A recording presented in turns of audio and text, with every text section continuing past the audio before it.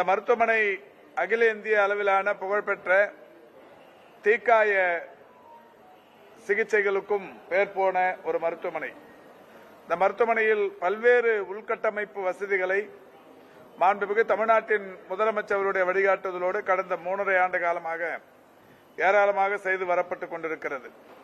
பல்வேறு வகைகளிலான புதிய வசதிகள் தொடர்ந்து பயன்பாட்டிற்கு கொண்டு வரப்பட்டுக் கொண்டிருக்கிறது.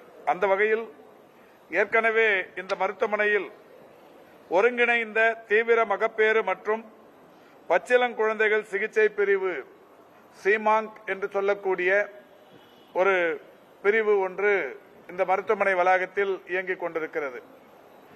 சென்னையின் போக்குவரத்து நெரிசலை குறைப்பதற்கு தொடங்கப்பட்ட மெட்ரோ ரயில் திட்டம் பூமிக்கு அடியில் செல்லுகிற ஒரு பாதை இந்த மருத்துவமனையின் வழியே செல்லுகிறது. அந்த வகையில் சீமாங் கட்டிடத்தின் கீழே ஏறத்தாழ 27 மீட்டர் கீழே ஒரு சுரங்கப்பாதை அமைக்கும் பணிகள் நடைபெறவிருக்கிறது.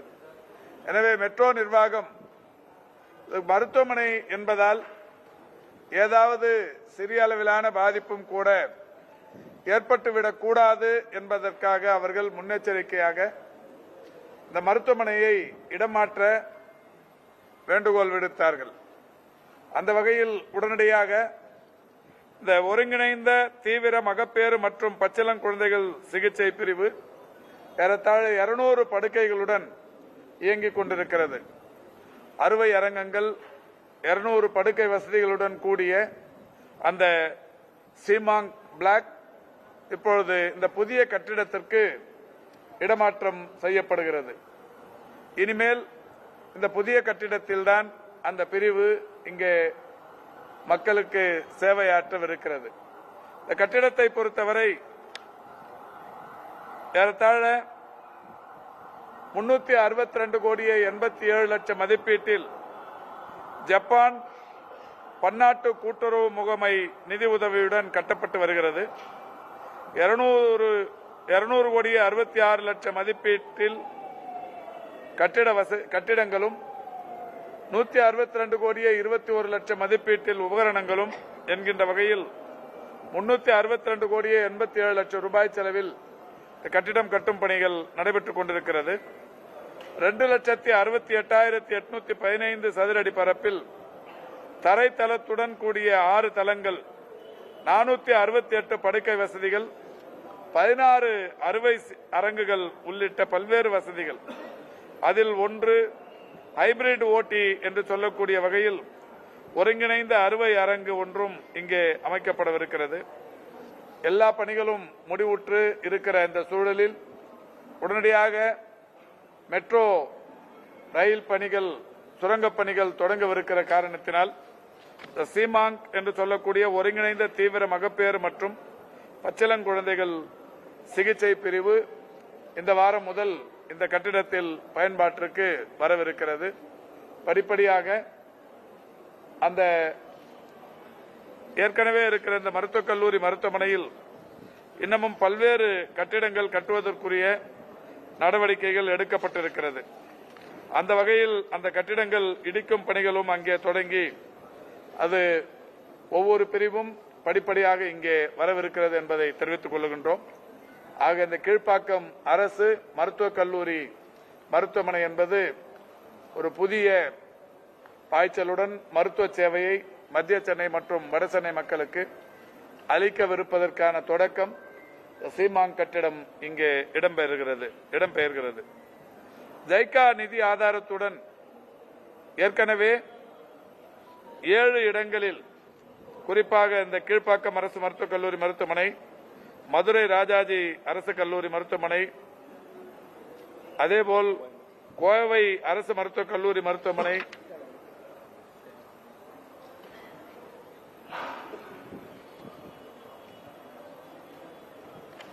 போன்ற 3 மருத்துவக் கல்லூரி மருத்துவமனைகளிலும் 4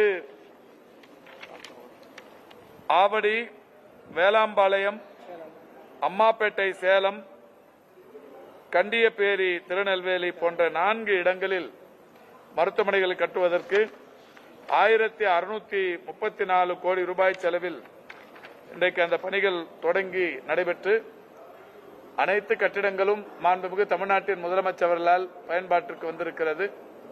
அந்த வகையில் ஜப்பான் பன்னாட்டு முகமை நிதி ஆதாரத்துடன் கட்டப்பட்ட எல்லா கட்டிடங்களும் தற்போது பயன்பாட்டிற்கு வந்திருப்பது என்பது மகிழ்ச்சிக்குரிய ஒன்று.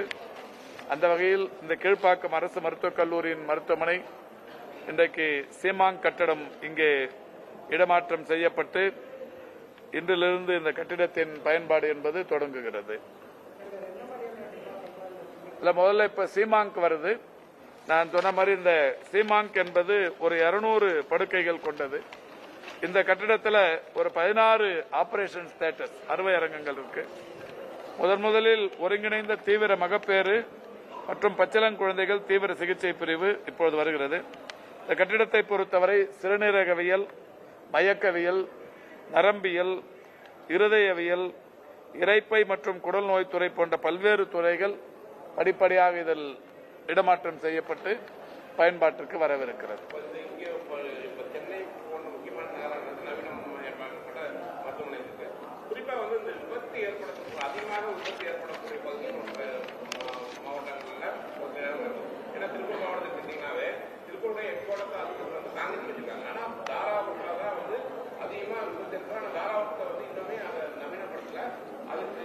இப்ப தமிழ்நாட்டை பொறுத்தவரை ஏற்கனவே இந்த அரசு அமைவதற்கு முன்னால் வரை 19 இடங்களில் தான் மாவட்ட அரசு மருத்துவமனைகள், மாவட்ட தலைமை மருத்துவமனைகள் இருந்தது. மாண்புமிகு தமிழ்நாட்டின் முதலமைச்சராக முத்துவேல் கருணாநிதி ஸ்டாலின் அவர்கள் பொறுப்பேற்றதற்கு பிறகு புதிதாக 25 மாவட்ட அரசு தலைமை மருத்துவமனைகள் பயன்பாட்டிற்கு இப்போது மிக விரைவில் வரவிருக்கிறது. எல்லாமே கட்டுமான பணிகள் நடைபெற்றுக் கொண்டிருக்கிறது. இந்த 25 மாவட்ட அரசு தலைமை மருத்துவமனைகளை பொறுத்தவரை 19 மாவட்ட அரசு தலைமை மருத்துவமனைகள், 6 தலைமை மருத்துவமனைகளுக்கு இணையான வசதிகளை கொண்ட மருத்துவமனைகள், இப்படி 25. இந்த 25க்கும் 1018 கோடி ரூபாய் நிதி ஒதுக்கீடு செய்யப்பட்டு கட்டிடங்கள் கட்டும் பணிகள் நடைபெற்றுக் கொண்டிருக்கிறது. இன்னும் 2-3 மாத காலங்களில் எல்லா கட்டிடப் பணிகளும் முடிவுற்று ஒவ்வொன்றாக மாண்புமிகு தமிழ்நாட்டின் முதலமைச்சர் அவர்களால் திறந்து வைக்கப்பட்டு தமிழ்நாட்டை பொறுத்தவரை 45 இடங்களில் மாவட்ட அரசு தலைமை மருத்துவமனைகள் தமிழ்நாட்டில் பயன்பாட்டுக்கு வரவிருக்கிறது. எனவே எங்கே விபத்து நேர்ந்தாலும் உடனடியாக அந்த மாவட்ட அரசு தலைமை மருத்துவமனைகளில் முழு வீச்சோடு அவர்களுக்கு சிகிச்சை அளிப்பதற்குரிய நடவடிக்கைகள் எடுக்கப்படும். அது மட்டும் இல்ல, இப்பவே ஏற்கனவே நம்முடைய தாராபுரத்தை பொறுத்தவரை 20 கோடி ரூபாய் தந்து அதை மாவட்ட அரசு தலைமை மருத்துவமனையாக, திருப்பூரில் ஒரு மாவட்ட அரசு தலைமை மருத்துவமனை, மாவட்ட அரசு தலைமை மருத்துவமனைக்கு இணையாக இன்னொரு மருத்துவமனை என்கின்ற வகையில் காங்கேயம் மற்றும் தாராபுரம் ஆகிய 2 இடங்களிலும் இருக்கிற மருத்துவமனைகள் மேம்படுத்தப்பட்டு வருகிறது.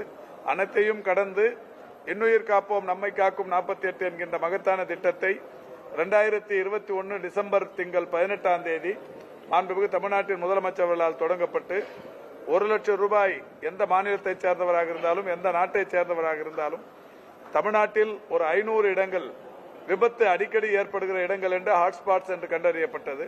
அப்படி கண்டறியப்பட்ட அந்த 500 இடங்களில் எங்கே விபத்து நேர்ந்தாலும் அதை ஒட்டி இருக்கிற ஏறத்தாழ 702 அரசு மற்றும் தனியார் மருத்துவமனைகளில் உடனடியாக சிகிச்சை அளிப்பதற்கு 1 லட்சம் ரூபாயை முதல் 48 மணி நேரத்திற்கு அரசாங்கம் தருகிறது. அதுவும் கூட கடந்த 1 மாதத்திற்கு முன்னால் மாண்புமிகு தமிழ்நாட்டின் முதலமைச்சர் அவருடைய வழிகாட்டுதலோடு 2 லட்சமாக உயர்த்தி தரப்பட்டிருக்கிறது. கடந்த 3 ஆண்டுகளில் இந்த திட்டம் தொடங்கப்பட்டதற்கு பிறகு இதுவரை 3,20,000 மேற்பட்டவர்கள் இந்த விபத்துகளில் சிக்கியவர்கள் உயிர் காப்பாற்றப்பட்டிருக்கிறார்கள்.